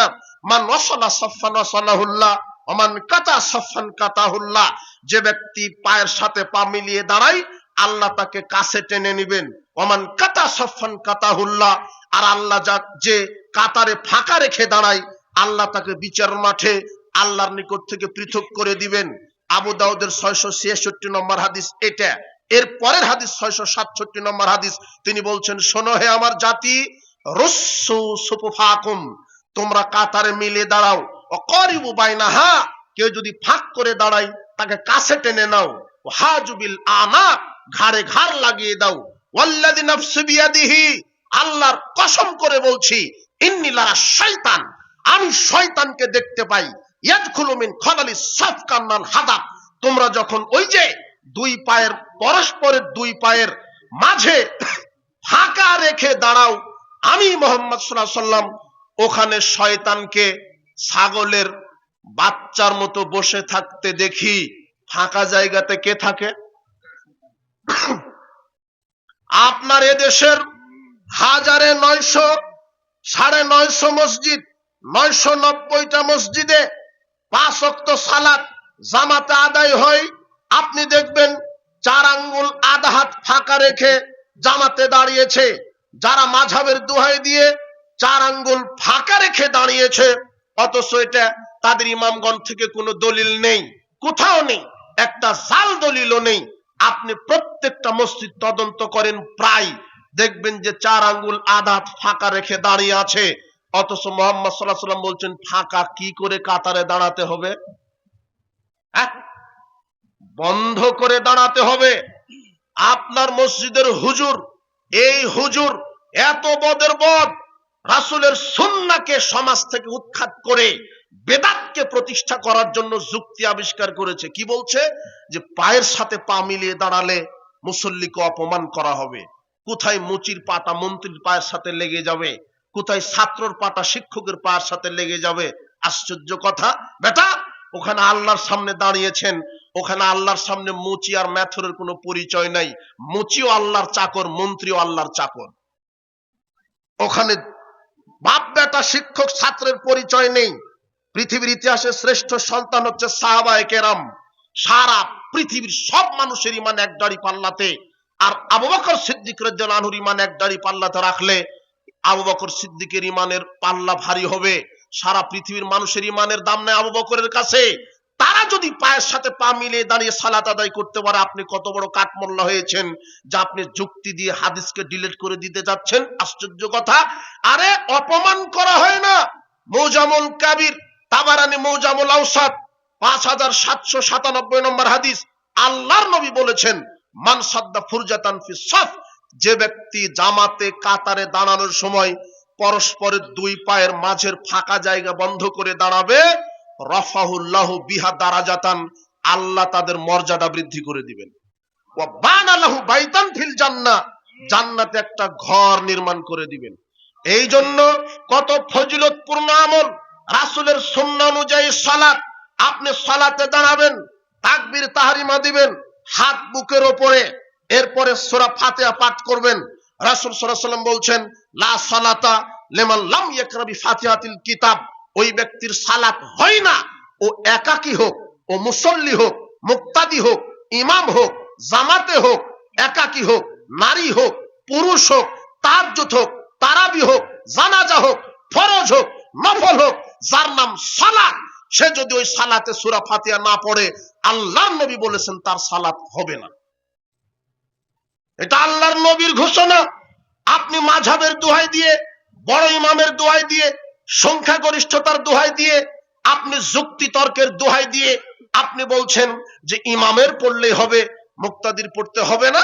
অথচ আল্লাহর নবী দায়িত্বহীন কণ্ঠে বলেছেন সূরা ফাতিহা ছাড়া সালাত হবে না। এরপরে তিনি বলছেন, শোনো, যখন সূরা ফাতিহা শেষ হবে, ইজা আম্মানাল ইমাম ফাআমিনু, ইমাম যখন আমিন বলবে তখন তোমরা আমিন বলো। বুখারীর 780 782 নম্বর হাদিস। আল্লাহর নবী বলছেন, ইমাম যখন আমিন বলবে তখন তোমরা আমিন বলো। ফাইন্নাহু মান ওয়াফাকা তামিনুহু তামিনাল মালাইকা গুফরা লাহু মা তাকাদ্দামা মিন যামবিহি, তোমাদের আমিন আর ফেরেশতাদের আমিন, ইমাম যখন আমিন বলে তখন ফেরেশতারাও আমিন বলে, কাজের সাথে সাথে তোমরাও আমিন বলো। যদি তোমাদের তিনজনের আমিন একসাথে মিলে যায়, আল্লাহ তোমাদের বিগত সব পাপ ক্ষমা করে দেন। ইবনে মাজার 846 নম্বর হাদিসে আসছে যে ইহুদিরা বিরোধিতা করে মুসলমানের, যে এরা জোরে আমিন বলে, এই জন্য মুসলমান সালাতে সূরা ফাতিহার পরে জোরে আমিন বলে, এটা সহ্য হতো না ইহুদিদের। কাদের? আর এখন সহ্য হয় না কাদের? এক শ্রেণীর বিদাতীদের। কাজেই সাবধান, আপনি যে আমলই করেন, এদেশে যে কত আমল আছে যেটা একেবারে ভ্রান্ত। হুজুর বলছে, আমি কয়েক মিনিটে শেষ করে দিই, আপনি একটু ধৈর্য ধরেন। কি হুজুর বলছে? যে নারী বুকের উপরে হাত বেঁধে সালাত আদায় করবে, আর পুরুষ নাভির নিচে বেঁধে সালাত আদায় করবে। শুনেন, হুজুর বলছে কি, নারী বুকের উপরে হাত বেঁধে সালাত আদায় করবে, আর পুরুষ নাভির নিচে হাত বেঁধে সালাত আদায় করবে। আপনি আগামীকাল লালমনিরহাটের সবচেয়ে বড় যে আলেম, তাকে বলবেন, মাওলানা সাহেব, আমরা বাপ দাদা থেকে তো শুনে আসছি যে পুরুষ নাভির নিচে আর মহিলা বুকের উপরে হাত বেঁধে সালাত আদায় করবে। এই হাদিসটা আছে কোন কিতাবে? কোন হাদিসের কিতাবে আছে? আরবিতে লেখা, সহিহ নয়, যঈফ নয়, একটা জাল হাদিস দেখান। কথা বুঝেননি মনে হয়। আমার কথা কি বুঝতে পারেন? আপনার হুজুর যে বলছে নারী পুরুষের সালাত আলাদা, জি না, আপনার হুজুর জাতিকে প্রতারণা দিচ্ছে। আপনার হুজুর জাতিকে প্রতারণা দিয়েছে। আপনার হুজুর জাতির সাথে প্রতারণা করছে। নারী পুরুষের সালাতের কোনো পার্থক্য নেই। আল্লাহর নবী দায়িত্বহীন ঘোষণা দিয়েছেন। বুখারীর 631 নম্বর হাদিসে তিনি কি বলছেন? সল্লু কামা রাআইতুমুনি উসাল্লি, হে আমার উম্মতেরা, আমাকে যেভাবে সালাত আদায় করতে দেখছো ওইভাবে সালাত আদায় করো। নারী পুরুষের সালাতের কোনো পার্থক্য নেই। রুকু, সেজদা, কিয়াম, কুদ কোনো পার্থক্য নেই। নারী যেভাবে দাঁড়াবে পুরুষ একইভাবে দাঁড়াবে। নারী যেভাবে রুকু করবে পুরুষ একইভাবে রুকু করবে। নারী যেভাবে সেজদা করবে পুরুষ ওইভাবে সেজদা করবে। আপনার মা বোন যেভাবে সেজদা করে ওই সেজদা হয়নি। আল্লাহর নবী বলছেন তোমরা এমন ভাবে সেজদা করো যাতে করে পেটের নিচ দিয়ে ছাগলের বাচ্চা চলে যায়। কিন্তু আপনার স্ত্রী এমন ভাবে সেজদা করেছে পিঁপড়া যাওয়ার ক্ষমতা রাখে না, মাথার ওই দিক দিয়ে যেতে হবে, ওই সেজদা বাতিল। মহিলারাও লম্বা ভাবে সেজদা দিবে, মহিলারাও লম্বা ভাবে। কে এই জাতিকে সালাত শিখিয়ে দিল? জি না, এই জাতি সালাত আদায় করবে একজন মানুষের তরিকায়, যার নাম মুহাম্মদ সাল্লাল্লাহু আলাইহি সাল্লাম। তিনি বলেছেন, হে আমার উম্মতেরা, আমি মুহাম্মদ সাল্লাল্লাহু আলাইহি সাল্লামকে যেইভাবে সালাত আদায় করতে দেখেছো ওইভাবেই সালাত আদায় করো। নারী পুরুষের সালাতের কোনো পার্থক্য নেই। নারীরাও যদি বাড়িতে সালাত আদায় করে ফরজ, তাদের একামাত দিয়ে সালাত আদায় করতে হবে। নারীরা যখন রাত্রে 3 ওয়াক্তের সালাত আদায় করবে, আপনার ফজর মাগরিব এশা, তারাও সরবে কেরাত করবে। তবে নিজে যেন অন্তত শুনতে পাই, কণ্ঠস্বর যেন নিচু হয়, কণ্ঠস্বর যেন পরপুরুষ শুনতে না পাই। শোনেন, মা বোনদেরকে বলছি, আপনার সালাত পরিবর্তন করুন। জাতি আপনাকে ধোঁকা দিয়েছে। নারী পুরুষের সালাত সমান সালাত, কোনো পার্থক্য নেই। এই জন্য আপনাকে বলছি, সমাজে অনেক ভ্রান্ত আমল চালু হয়েছে, যে আমলের সাথে আপনার কোরআন হাদিসের কোনো সম্পর্ক নেই। আপনাকে আমল করতে হবে রাসূল সাল্লাল্লাহু আলাইহি ওয়াসাল্লামের সুন্নাহ অনুযায়ী। আপনি একটা আমল করলেন, সেই আমলে যদি আপনার রাসূলের সুন্নাহ না থাকে, আমলটা বাতিল হবে। রাসূল সাল্লাল্লাহু আলাইহি ওয়াসাল্লাম বলছেন, শোনো, তোমরা যখন পরস্পরকে সালাম দিবে তখন পরস্পর 2 হাতে মুসাফা করো। কিন্তু আপনি 3 হাতে মুসাফা করছেন, 4 হাতে মুসাফা করছেন। যখন 3-4 হাত লাগাচ্ছেন তখন আর সালামের নেকি হবে না। কেন? আল্লাহর নবী বলছেন, মা মিন মুসলিমানি ইয়ালতাকিয়ানে, যখন দুজন মুসলিম সাক্ষাৎ হবে, ফায়াতাসাফাহান, পরস্পরের 2 হাতে মুসাফা করবে। আবু দাউদের 5212 নম্বর হাদিস, ইল্লা গুফরা লাহুমা ক্বাবলা ইফতারিকা, তাহলে কি হবে? পরস্পরের 2 হাত পৃথক হওয়ার পূর্বেই আল্লাহ তোমাদের বিগত সব পাপ ক্ষমা করে দিবেন। কিন্তু আপনি যে 3 হাত লাগালেন, 4 হাত লাগালেন, আবার হাতে চুমা খাচ্ছেন, আবার বুকে হাত মারছেন, এগুলি বেদাতি আমল, এগুলি চলবে না। কেন? রাসূল সাল্লাল্লাহু আলাইহি ওয়াসাল্লাম বলেছেন, আপনার 1 হাত আর যাকে সালাম দিচ্ছেন তার 1 হাত, আপনার ডান হাত আর ওনার ডান হাত, কয় হাত হলো? 2 হাত। কিন্তু আপনি 3 হাত 4 হাত লাগালেন, রাসূলের তরিকা আর হলো না। সাবধান, এদেশে কত ভ্রান্ত আমল চালু আছে। এদেশের যারা হাফেজ আছে, তারা কোরআন মাজিদ তেলাওয়াত করে বলছে সাদাকাল্লাহুল আজিম।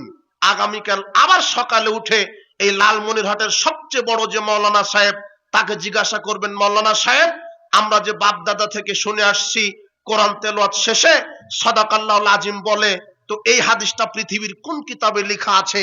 হাদিসের কিতাবে থাকতে হবে, আরবিতে লেখা থাকতে হবে, সহিহ নয়, জয়ীফ নয়। একটা জাল চোখ দিয়ে দেখা গেলেই হলো, কিন্তু আকাশের নিচে জমিনের উপরে হাদিসের কিতাবে কোনো আরবিতে লেখাই হয়নি, বাপ দাদা থেকে চলছে, কেউ কিছু বলে না। না, বুঝেননি মনে হয় কথা।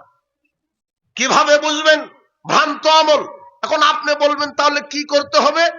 এমন কোন আমল নেই যেই আমলে রাসূল সাল্লাল্লাহু আলাইহি ওয়াসাল্লাম সুন্নাহ শিখিয়ে দেননি।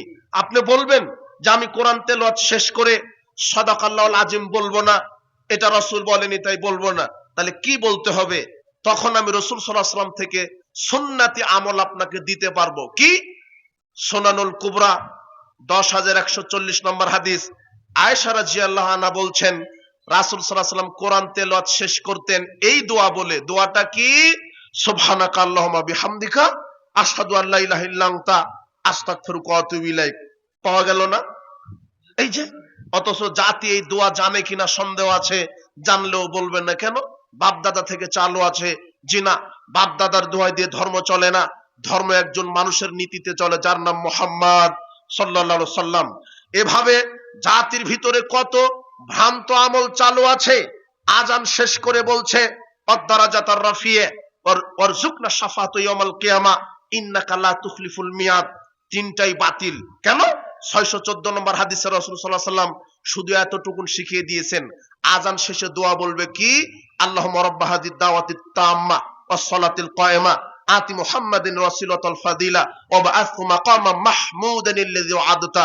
এতটুকুন রসুলের দোয়া, কিন্তু আপনি বানিয়েছেন ওয়াদ-দারাজাতার রাফিয়া ওয়ারযুকনা শাফাআতা ইয়াউমাল কিয়ামা ইন্নাকা লা তুখলিফুল মিয়াদ। রাসূল সাল্লাল্লাহু আলাইহি ওয়াসাল্লাম থেকে যদি প্রমাণিত না হয়, তাহলে আপনি আজানের দোয়া বলে কোনো নেকি পাবেন না। কেন? আপনি বেদাত চালু করলেন। এভাবে কত বিদাত আছে। ওজুর শুরু করতে হয়, তিরমিজির 25 নম্বর হাদিস, রাসূল সাল্লাল্লাহু আলাইহি ওয়াসাল্লাম বলেছেন লা উযুয়া লিমান লাম ইয়াজকুর ইসমাল্লাহ আলাইহি, ওই ব্যক্তির ওযু হয় না যে ব্যক্তি বিসমিল্লাহ বলে না। ওজুর দোয়া হবে বিসমিল্লাহ, কিন্তু এদেশের মানুষকে বেদাতি হুজুর শিখিয়েছে যে ওজুর দোয়া কি?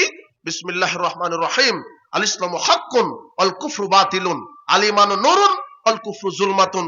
অথচ টাটকা মিথ্যা একটা দোয়া, যেটা রাসূল সাল্লাল্লাহু আলাইহি ওয়াসাল্লাম থেকে প্রমাণিত নয়। এভাবে প্রত্যেকটা জায়গাতে বেদাত আমল ঢুকিয়ে দেওয়া হয়েছে।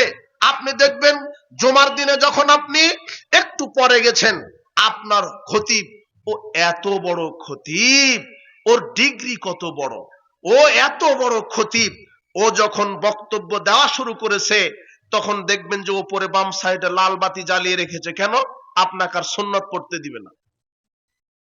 ও একটা খতিব, ও পৃথিবীর মধ্যে একটা বড় খতিব, ওর যে ডিগ্রি, রসুলের তো অত ডিগ্রি ছিল না। হাটহাজারি, 22,000, দেওবন্দি, উমুক, কত ডিগ্রি আপনার হুজুরের। আবার এত বড় লম্বা টুপি, 3 তালা, আবার পাগড়ি, আপনার যে দেহ। এই হুজুর বক্তব্য দিচ্ছে, তখন কি আর সালাত চলে? লাল বাতি জ্বালিয়ে ডেঞ্জার সিগন্যাল, এখন সালাত চলবে না, আমি খুতবা দিচ্ছি। অথচ মুহাম্মদ সাল্লাল্লাহু আলাইহি ওয়াসাল্লাম খুতবা দেয়, তখন সালাত চলে। এই যুবক, তোমার হুজুরকে হাদিস পড়তে বলো। লাল বাতি ঠেকিয়ে সুন্নাত ঠেকানো যাবে না, রাসূলের সুন্নাহ অনুযায়ী আমল করতে হবে। বুখারীর 931 নম্বর হাদিস, হাদিসটা মনে রাখো। দাখালা রাজুলুন ইয়াউমাল জুমা, এক ব্যক্তি জুমার দিনে প্রবেশ করলেন। এক ব্যক্তি জুমার দিনে প্রবেশ করলেন। আর নবী সাল্লাল্লাহু আলাইহি ওয়াসাল্লাম ইয়াখতুব, ওই সময়তে খুতবা দিচ্ছিলেন মুহাম্মদ সাল্লাল্লাহু আলাইহি ওয়াসাল্লাম। কে? ওই সময়তে খুতবা দিচ্ছেন মুহাম্মদ সাল্লাল্লাহু আলাইহি ওয়াসাল্লাম। লোকটা এসে বসে পড়লেন। রাসূল সাল্লাল্লাহু আলাইহি ওয়াসাল্লাম, আসল্লাইতা, তুমি কি সালাত আদায় করেছো? লোকটা বলছেন, লা, আমি করিনি। কম, দাঁড়াও, সল্লি রাকাতাইন, 2 রাকাত সংক্ষেপে সালাত আদায় করো, তারপরে বসো। রাসূল সাল্লাল্লাহু আলাইহি ওয়াসাল্লাম খুতবা দেওয়া অবস্থায় সালাত চলে, আর আপনার এই বেদাতি কাঠমোল্লা, এই এত বেদাতির বেদাতি, চশমাটাও পড়ে আছে আপনার বেদাতি চশমা। কালো চশমা পড়লে কালোই দেখা যায়। ও যদি চশমাটা মাযহাবের বেদাতের চশমা খুলে হাদিসের কিতাব পড়তো, রাসূলের হাদিস দেখতে পেত, কিন্তু মাযহাব তার এই বেদাতি আকীদা তাকে অন্ধ করে রেখেছে। এ হলো প্রতিবন্ধী মুফতি, এ হলো বেদাতি হুজুর। তাই রাসূলের সুন্নাহকে কবর দিয়ে লাল বাতি জ্বালিয়ে সমাজে বেদাত প্রতিষ্ঠা করে রেখেছে এই শয়তান। কথা বুঝেননি? আশ্চর্য কথা। আমি রাসূলের হাদিস অনুযায়ী আমল করব। তুমি কত বড় খতিব, কত বড় মাওলানা, আকাশের নিচে জমিনের উপরে সমস্ত নবীদের সর্বশ্রেষ্ঠ নবী, রাসূলদের সর্বশ্রেষ্ঠ রাসূল, সবচেয়ে বড় পরহেজগার মানুষ, সবচেয়ে বড় তাকওয়াশীল মানুষ, সবচেয়ে বড় রাষ্ট্রবিজ্ঞানী, সবচেয়ে বড় রাষ্ট্রনীতিবিদ, সবচেয়ে বড় আদর্শবান নেতা, যার নাম মুহাম্মদ সাল্লাল্লাহু আলাইহি ওয়াসাল্লাম। এই ব্যক্তিটা খুতবা দেওয়া অবস্থায় যদি সালাত চলে, আপনার হুজুর কত বড় হুজুর হয়েছে যে লাল বাতি জ্বালিয়ে রাখতে হবে? তার মানে নগদ এরা রাসূলের সুন্নাহকে বাদ দিয়ে বেদাতকে প্রতিষ্ঠা করতে চায় এরা। এই জন্য রাসূলের সুন্নাহ অনুযায়ী আমল করতে হবে। আপনি দেখবেন আপনাকে জোর করে ঠেকাবে। ফজরের 2 রাকাত সুন্নাত, জামাত শেষ হয়ে গেল, আপনাকে আগে পড়ে ঢুকতে হয়। ও বলেই দিয়েছে যে ফজরের ফরজ সালাতের পর আর সুন্নাত পড়া যাবে না। এটা হলো শয়তানের কথা। কার কথা? শয়তান। কে বলেছে আপনাকে? দেখবেন জামাত চলছে ফজরের, কিন্তু লোকটা তাড়াতাড়ি করে আগে একাকি সুন্নাত পড়া শুরু করে দিয়েছে। কারণ ওকে বলেই দিয়েছে যে ফজরের 2 রাকাত ফরজের পরে আর কি পড়া যাবে না। এদিকে এই লোকটা 2 রাকাত সুন্নাত দ্রুত আদায় করতে ইখলাসও ঠিক হলো না, এটাও ঠিক মতো পড়তে পারলো না, জামাতও ঠিক পেল না। কথা বুঝেননি? অথচ রাসূল বলছেন, ইযা উকিমাতিস সালাহ, যখন ফরজ সালাতের ইকামত হয়ে যায়, ফালা সালাতা ইল্লাল মাকতুবা, তখন ফরজ সালাত ব্যতীত দুনিয়াতে আর কোনো সালাত নেই। যদি আপনি মসজিদে ফজরের সময় ঢুকে দেখেন যে জামাত শুরু হয়েছে, আপনি জামাতে প্রবেশ করে জামাতে সালাত আদায় করবেন। জামাত শেষ করার পরে ওই যে 2 রাকাত যেটা আপনি পড়তে পারেননি সুন্নাত, ওটা আপনি জামাত শেষে পড়তে পারবেন। কেন? এটা রাসূল সাল্লাল্লাহু আলাইহি ওয়াসাল্লাম নিজে পড়তে বলেছেন। আপনার হুজুর যে হাদিস জানে না, জানবে কি করে? বেদাতের সুষমা পড়ে আছে, যে হলো প্রতিবন্ধী হুজুরে, এলো মূর্তি, মুফতি না, এলো মূর্তি। তোমার হুজুরকে 1267 নম্বর হাদিস খুলতে বলো। একজন লোক জামাতে সালাত আদায় করার পরে 2 রাকাত সুন্নাত পড়লেন। রাসূল ভাই, জামাতে ফজর 2 রাকাত পড়ার পর আবার কি সালাত আদায় করলে? তখন লোকটা বলছে, ইয়া রাসূলুল্লাহ, আমি তো সুন্নাত পড়তে পারিনি, এসেই জামাত শুরু হয়েছে তাই জামাতে পড়েছি, তারপর আমি ফজর 2 রাকাত সুন্নাত আদায় করলাম। রাসূল সাল্লাল্লাহু আলাইহি ওয়াসাল্লাম অনুমোদন দিলেন, নিষেধ করেন নাই। তাহলে আপনি কি করবেন? কি করবেন আপনি? আগে জামাতে সালাত, এরপরে ছুটে গেছে 2 রাকাত সুন্নাত জামাতের পরে পড়বেন। কথা বুঝেননি? এটাই রাসূলের সুন্নাহ। সমাজে শিরক এবং বিদআতি আমলে পরিপূর্ণ হয়েছে। আকীদাকে সহি করুন, আমলকে সহি করুন। আপনাকে কে শিখালো তাসবিহ দানাতে তাসবিহ পাঠ করতে হবে? আল্লাহর নবী বলছেন, ওয়াকিদনা বিন আনামিল, আই হে আমার জাতি, ডান হাতের আঙ্গুলে তাসবিহ পাঠ করো। ফাইন্নাহুন্না মাসউলাতুন মুস্তানতাকাতুন, কেননা এই আঙ্গুলগুলি বিচার মাঠে সাক্ষ্য দিয়ে তোমাকে জান্নাতে নিয়ে যাবে। কিন্তু আপনি মেশিন তৈরি করেছেন কেন? আব্দুল্লাহ ইবনে মাসউদ মাররা বিরাজুলিন ইউসাব্বিহু বিহাসা, আব্দুল্লাহ ইবনে মাসউদ ইবনে ওয়াজ্জাহ এর একটা কিতাব আসাল বিদউ, 23 নম্বর পৃষ্ঠার 26 নম্বর হাদিস। আব্দুল্লাহ ইবনে মাসউদ একটা পুরুষ ব্যক্তির পাশ দিয়ে যাচ্ছে, ওই পুরুষ ব্যক্তিটা পাথরের কঙ্কর দানা দিয়ে তাসবিহ গণনা করছেন। ফাদারাবা বিরিজলিহি, আব্দুল্লাহ ইবনে মাসউদ পা দিয়ে ওই পুরুষকে লাথি মারলেন। লাথি মেরে বলছেন, লাকাদ সাবাকতুম, আই তোমরা কি অগ্রগামী হয়ে গেছো? রাকিবতুম বিদআতান যুলমান, বেদাতের উপরে চলছো। লাকাদ গালাবতুম আসহাবা মুহাম্মাদিন সাল্লাল্লাহু আলাইহি ওয়াসাল্লাম ইলমান, তোমরাই কি রাসূলের সাহাবী হিসেবে বিদ্বান হয়ে গেছো? আরে আমরা রাসূলের সাহাবী, আমরা জানি কিভাবে তাসবিহ পাঠ করতে হয়। এই বলে লোকটাকে ধমক দিলেন। কেন ধমক দিলেন? লোকটা তাসবিহ দানাতে তাসবিহ পাঠ করছিল, কিন্তু রাসূলের সুন্নাহ কিসে? হাতে, ডান হাতের আঙ্গুলে আপনি তাসবিহ পাঠ করেন। আপনি ফরজ সালাতের পরে কি একটা বেদাত চালু করেছেন। রাসূল সাল্লাল্লাহু আলাইহি ওয়াসাল্লাম তার জীবনে সাহাবীদেরকে নিয়ে 5 ওয়াক্ত সালাত জামাতে আদায় করেছেন। সালাম ফেরানোর পরে সবাইকে মিলে সম্মিলিত মোনাজাত করেননি। সম্মিলিত মোনাজাত বেদাত ঢালাও ভাবে বলা যাবে না। তিনি বৃষ্টি প্রার্থনার জন্য সাহাবী সবাইকে নিয়ে সম্মিলিত মোনাজাত করেছেন। তিনি তারাবির সালাতে কোনতে নাজেলাই সবাইকে নিয়ে সম্মিলিত মোনাজাত করেছেন। আমরা যে বলি 5 ওয়াক্ত ফরজ সালাতের পরে, সভা সমিতির পরে, বিবাহ বৈঠকের পরে, জানাজার পরে, দাফনের পরে, তাফসির শেষে, ঈদের শেষে সবাইকে নিয়ে সম্মিলিত মোনাজাত বিদআত বলি কেন? রাসূল সাল্লাল্লাহু আলাইহি ওয়াসাল্লাম এগুলিতে করেন নি। আপনি বলবেন তাহলে ফরজ সালাতের পরে কি আমল করব? আল্লাহর নবী বলছেন, সালাম ফেরানোর পরে বলো আল্লাহু আকবার, আস্তাগফিরুল্লাহ, আস্তাগফিরুল্লাহ, আস্তাগফিরুল্লাহ, আল্লাহুম্মা আনতাস সালাম ওয়া মিনকাস সালাম, তাবারাকতা ইয়া যাল জালালি ওয়াল ইকরাম। এরপরে 33 বার সুবহানাল্লাহ বলো, 33 বার আলহামদুলিল্লাহ বলো, 34 বার আল্লাহু আকবার বলো। একজন ভিক্ষুক, একেবারে হতদরিদ্র লোক এসে বলছেন, আল্লাহর নবী, আমরা যে ধনী নয়, ধনী মানুষেরা সালাত সিয়াম আদায় করে, যাকাতও দেয়, হজও করে, তো ওদের তো নেকি বেশি। আর আমরা যে গরিব মানুষ, আমরা শুধু সালাত সিয়াম আদায় করতে পারি, হজ করতে পারি না, যাকাত দিতে পারি না। তো ধনীরা তো হজ করে নেকি নিয়ে নিল, আমরা যে গরিব তাদের চেয়ে যে নেকি কম, তা আমাদের কিছু আমল শিখিয়ে দেন। তখন আল্লাহর নবী বলছেন, শোনো, প্রত্যেক ফরজ সালাতের পরে সুবহানাল্লাহ 10 বার বলবা, আলহামদুলিল্লাহ 10 বার বলবা, আল্লাহু আকবার 10 বার বলবা, তাহলে আল্লাহ তোমাদেরকে কবুল হজের নেকি লিখে দিবে। হাদিস বুখারী মুসলিম। তোমার হুজুর পড়েনি, জানেও না, জানলেও বলবে না, কেন? ব্যবসা বন্ধ হয়ে যাবে। বুখারীর 843 নম্বর হাদিস, আল্লাহ নবী বলছেন, সুবহানাল্লাহ 33 বার বলো, আলহামদুলিল্লাহ 33 বার বলো, আল্লাহু আকবার 34 বার বলো, না আল্লাহ তোমাকে কবুল হজের নেকি লিখে দিবে। তোমার পাপ যদি সমুদ্রের ফেনা তুল্য হয়, আল্লাহ সব পাপ ক্ষমা করে দিবে। কত ফজিলত। এরপর আল্লাহ নবী বলছেন, মান কারা দুবরা কুল্লি সালাত, যে ব্যক্তি প্রত্যেক ফরজ সালাতের পরে আয়াতুল কুরসি পাঠ করবে, লাম ইয়ামনাহু মিন দুখুলি আল জান্নাহ ইলাল মাউত, ওই ব্যক্তিটা আর জান্নাতের মাঝখানে বাধা হয়ে দাঁড়ায় মৃত্যু। যেই ব্যক্তিটার ফরজ সালাতের পরে প্রতিনিয়ত আয়াতুল কুরসি পড়ার আমল থাকবে, এই ব্যক্তিটা মরার সাথে সাথে জান্নাতে প্রবেশ করবে। কত আমল নিবেন সালাতের পরে? বাপ মারা গেছে 40 দিনে 40 খাওয়িয়ে দিলেন, আর বলছেন যে 10,000 লোককে খাওয়িয়েছি, কিন্তু 9,500 জনই নামাজ পড়ে না। বেনামাজি খাওয়ালেন কেন? বেনামাজিকে না খাওয়িয়ে কুকুরকে খাওয়ালেন নেকি হবে কেন? কুকুর জান্নাত জাহান্নামে যাবে না, আর বেনামাজি কোথায় যাবে? না, বুঝেননি মনে হয়। কুকুর জাহান্নামে যাবে না, বেনামাজি কোথায় যাবে?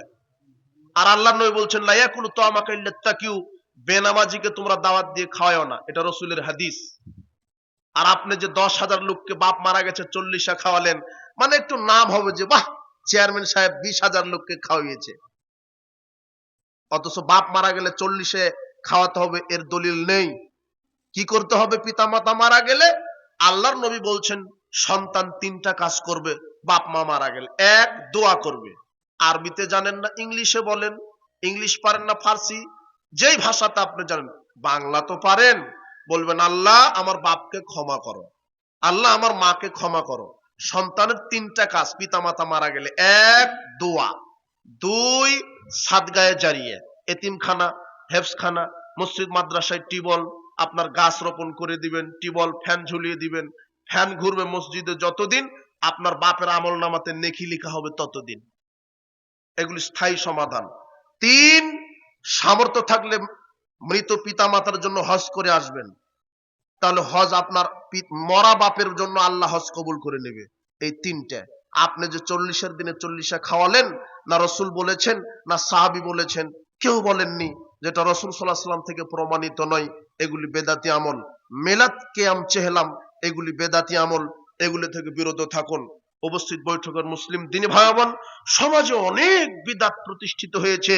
এগুলি বেদাত থেকে হালুয়া রুটি, চেহলাম, এগুলি সবে বরাতের যেগুলো আমল আছে সবই বিদআত। কেন? রাসূল সাল্লাল্লাহু আলাইহি ওয়াসাল্লাম থেকে প্রমাণিত নয়। হুজুর আপনাকে ভুল ব্যাখ্যা দিয়ে ভুল বোঝাচ্ছে, হুজুর জাতিকে ফাঁকি দিচ্ছে। শোনেন, বেশি আমল করে জান্নাত হবে না, সৎ আমল করে জান্নাত হবে। সৎ আমল কি? রাসূল সাল্লাল্লাহু আলাইহি ওয়াসাল্লাম যতটুকু দিয়েছেন ততটুক। আপনি পেশাব করার পরে আপনি কুলুক নিয়ে, ঢিলা নিয়ে, আপনি ওই গর্ভধারিণী মায়ের মতো আপনি ওই যে লাফাচ্ছেন কেন? ওটা আপনাকে কে শিখালো? এত বেহায় কেন আপনি? ওই হুজুর শিখিয়েছে। হুজুর আবার তাফসীর মাহফিলে বলছে যে কুলুকের ঢিলা যার যত বড় হবে, মিজানের পাল্লাতে নেকি ভারী তত বেশি। এখন হুজুর এখন আপনার এই বক্তব্য শোনার পরে হজ করতে চলে গেছে। হজে গিয়ে ওই উহুদ পাহাড়ের পাশে বসেছে পেশাব করতে, বসে উহুদ পাহাড় হলো কুলুকের ঢিলে। এখন আর একজন বলছে আপনি কি পাগল নাকি? তো পাগল আমি নই, আপনি পাগল। কেন? মাওলানা সাহেব বলেছে কুলুকের ঢিলা যত বড় হবে, নেকির পাল্লাতে ভারী ওজন বেশি হবে নেকি। আল্লাহ আমাকে উহুদ পাহাড় নেকিতে উঠিয়ে দিবেন। উহুদ পাহাড় আমার কুলুকের ঢিলা। হুজুরের ফজিলত। রাহু, ইবলিস শয়তান, এটা ইবলিস শয়তান বর্ণনা করে গেছে। অথচ আল্লাহ নবী বলছেন তোমরা পেশাব করার পরে পানি নাও। পানি যদি না থাকে তখন কুলুক। কথা বুঝেননি মনে হয়। কিন্তু বলছে যে আগে ঢিল টিস্যু নিতে হবে, এরপরে পানি, এরপর আবার ঢিল টিস্যু নিয়ে একটু কাশি দিতে হবে, একটু ঘোড়ার মতো লাফালাফি করতে হবে। মুহাম্মদ সাল্লাল্লাহু আলাইহি ওয়াসাল্লাম বলছেন নারীর পেশাব পুরুষের পেশাবের চাইতে বেশি অপবিত্র। তাহলে আপনি যদি 40 কদম হাঁটেন, আপনার বউয়ের কয় কদম? 80 কদম। তো আপনার বউ তো হাঁটে না, আগামীকাল থেকে হাঁটতে বলবেন। আপনার হুজুরের বউকে বলবেন যে হাঁটেন আপনি 80 কদম। এ তো বেহায়া ধর্ম তো হতে পারে না। এখন আপনি জিজ্ঞাসা করবেন আপনি কুলুক নিয়ে হাঁটেন কেন 40 কদম? তো আমার এক টপ করে 1 ফোঁটা পড়ার অভ্যাস আছে। তো এখন 40 কদম হাঁটলেন, কাশাকাশি করলেন, নাচানাচি করলেন ঢিল নিয়ে বেহায়ার মতো, এরপরও যদি 1 ফোঁটা পড়তে পারে না, ওই দায়িত্ব কে নিবে? কিন্তু রাসূল আবু দাউদের 166 নম্বর হাদিস, কানা রাসূলুল্লাহ সাল্লাল্লাহু আলাইহি ওয়াসাল্লাম ইযা বালা, রাসূল সাল্লাল্লাহু আলাইহি ওয়াসাল্লাম পেশাব করতেন, তাওয়াদ্দা, তিনি ওযু করতেন, এরপরে লজ্জাস্থান বরাবর 3 বার পানি ছিটিয়ে দিতেন। কি ছিটিয়ে দিতেন? পানি। ভুলেও যদি 1 ফোঁটা বের হয়ে যায়, তবু আল্লাহ আপনাকে আর অপবিত্র করবেন না। এটা কার পদ্ধতি? রসুলের। আপনি রসুলেরটা বাদ দিয়ে শয়তান বলেছে হাঁটাহাঁটি শুরু করে দাও। কথা বুঝেননি? কি আমল! পেশাব টয়লেটে দেখবেন টিস্যুর স্তূপ পড়ে গেছে, পানি আছে তারপরেও। কথা বুঝেননি? এই বেহায়া বেশরমা আমল সমাজে টিকে আছে বেদাতি হুজুরের কারণে। আপনি সাবধান। ফজরের সালাতের পরে হাসরের শেষ 3টা আয়াত পড়লে 70,000 ফেরেশতা তার জন্য দোয়া করে। ওই দিন মারা গেলে শহীদ হিসেবে কবুল করে। হাদিসটা বাতিল। জি না। সালাতুল আওয়াবিন মাগরিবের পরে 20 রাকাত পড়লে ওই দিন সে মারা গেলে 70,000 ফেরেশতা তার জন্য দোয়া করে। জি না। সালাতুল আওয়াবিন, সালাতুল চাশত, সালাতুল ইশরাক, এই 3 নামে একটাই সালাত। ইশরাক, চাশ, সালাতুল দুহা, 4টা নাম একটা সালাতের। সালাতুল দুহা, সালাতুল ইশরাক, সালাতুল ইশরাক, দুহা, আওয়াবিন, 4টা নাম আছে এই সালাতের। 4 নামে একটি সালাত। দুহা বলা, ইশরাক বলা হয় ফজর সালাত আদায় করে ওখানেই বসে থাকেন। সূর্য উঠার 5-7 মিনিট পরে শুরু, মানে সূর্য একটু উঠার পরপরেই যেটা পড়া লাগে 2 রাকাত পড়ে ফেলেন, ওটা হলো ইশরাক। এরপরে দোহা। দোহা সালাত কোনটা? সূর্য একটু উপরে উঠেছে, হাদিসে আসছে যে উটের বাচ্চা যেন বুঝতে পারে যে রোদ তার পিঠে পড়েছে, তার মানে সূর্য একটু গরম হলে তখন পড়েন, মোটামুটি 10টা। এরপরে সালাতুল আওয়াবিন। আওয়াবিন মানে যখন আর একটু ফর্সা হয়ে গেছে, 11টা বেজে গেছে, তখন পড়েন 2 রাকাত। এই সালাতের নেকি কেমন? আল্লাহ নবী বলছেন কেউ যদি ফজরের সালাত জামাতে আদায় করার পরে তাসবিহ তাহলিল করতে থাকে সূর্য ওঠা পর্যন্ত, ওঠার সাথে সাথে যদি 2 রাকাত সালাত আদায় করে, আল্লাহ তাকে পূর্ণ উমরা, পূর্ণ হজের নেকি লিখে দিবেন। তো ওটা ওই সালাত আপনি মাগরিবের পরে নিয়ে আসলেন কেন? কত যে বেদাতি আমল সমাজে আছে, আমি একদিন আপনাকে কয়টা বলবো। বেদাতি আমল থেকে সাবধান। আমল বেশি করে জান্নাত হবে না যদি বেদাত হয়, আমল কম করেই জান্নাত হবে যদি সুন্নাতি আমল হয়। আল্লাহ আপনাকে রসুলের সুন্নাহ অনুযায়ী আমল করার তৌফিক দান করুন।